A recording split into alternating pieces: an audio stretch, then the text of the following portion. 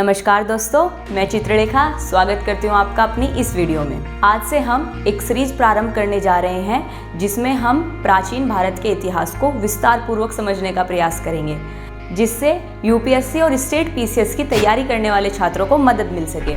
हमने प्राचीन भारत के इतिहास को 10 टॉपिकों में डिवाइड किया है, तो चलिए जानते हैं वो 10 टॉपिक कौन से हैं।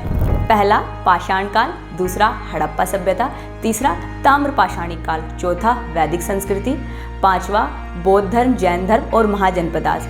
छठे की बात करें तो मौर्य काल, सातवें में मौर्योत्तर काल, आठवें में गुप्त काल, नौवें में गुप्तोत्तर काल, 10वां और अंतिम दक्षिण भारत के राजवंश। तो चलिए अब हम जानेंगे कि इन 10 टॉपिकों में हम ऐसा क्या पढ़ेंगे या क्या जानेंगे। पहला पाषाण युग, जहाँ हम देखेंगे कि मनुष्य किस प्रकार बर्बर से एक सभ्य मनुष्य बनने की शुरुआत करता है। जानेंगे कि पत्थर के औजारों से लेकर पहिए तक का सफर कैसा रहा। वहीं दूसरे टॉपिक यानी हड़प्पा सभ्यता की बात करें तो वहाँ हम देखेंगे क्या भारत का इतिहास उतना ही पुराना है जितनी कि मानव सभ्यता। जहाँ हम जानेंगे उन महत्वपूर्ण साइट्स के बारे में कि उनकी खोज किसके द्वारा की गई, क्यों की गई और वह प्रसिद्ध क्यों है। तीसरे टॉपिक यानी ताम्र पाषाण काल की बात की जाए, जहां हम जानेंगे कि लोहे और तांबे की खोज से मनुष्य जीवन पर क्या प्रभाव पड़ा। चौथे टॉपिक की बात की जाए वो है वैदिक संस्कृति।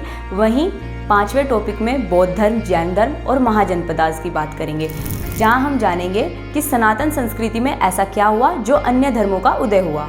छठे और सातवें टॉपिक की क्रमशः बात की जाए तो उसमें हम मौर्य और मौर्योत्तर काल के विषय में जानेंगे।